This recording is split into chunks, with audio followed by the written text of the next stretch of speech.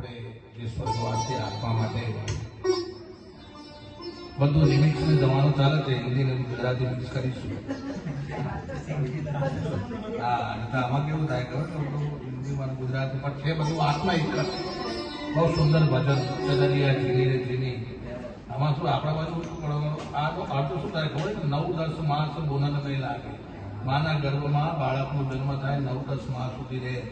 પછી જેમ માના ગર્ભમાંથી બહાર નીકળે તો હું આ શબ્દ બોલે એટલે હું અહીંયા તું. પણ જ્યારે જ્યારે આવા સ્વર્ગવાસી આત્મા પાછળ આવા પનોતા પુત્ર હોય ને, એ કહે કે મારા ભજન કરી દો, તમારા પિતાને શાંતિ મળે. સત્પુરુષ જે હોય ને, નાનપણથી છે ને આ ભજનમાં આખું લખેલું છે, જગમો ઈચ્છા આદર ભન ગરાય રંગ રે. આ સંસ્કાર જે છે ને એમને પહેલા જ રેડી દીધા હતા, તો આ સંસ્કાર આજે દેખાય છે. બાકી બીજી જગ્યાએ કેવું હોય, 11 પૂરું થયું મારા પૂરું થઈ ગયું, પછી એમના ઘેર ને આપણે આપણા ઘેર. પણ એવું નથી સાહેબ, આજે પણ એમની રાત કરે પાછળથી આટલું બધું કરાવે ને સાહેબ, તો સમજી લેવાના કે મા બાપના સંસ્કાર છે સાહેબ. બાકી આજનો જમાનો એવું નથી, આપણે સગા કોઈને સગા વાળો કોઈને ભૂલાવતા નથી, એટલે આ સંસ્કાર એમના છે.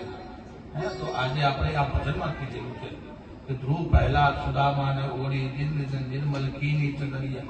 ધ્રુવ પ્રહલાદજી મહારાજ એમને 5 વર્ષ, કેટલા લોકો 5 વર્ષ ધ્રુવ મહારાજને મળી ગયા હતા. 12 વર્ષમાં પ્રહલાદજીને મળ્યા. સુદામાજીને 80 વર્ષે મળ્યા. અને કેટલા લોકોને આખી જિંદગી મળતા નથી. આમના કિલોમીટરના પથરા જેવો આ વખતે જતા રહે ખબર પડતી.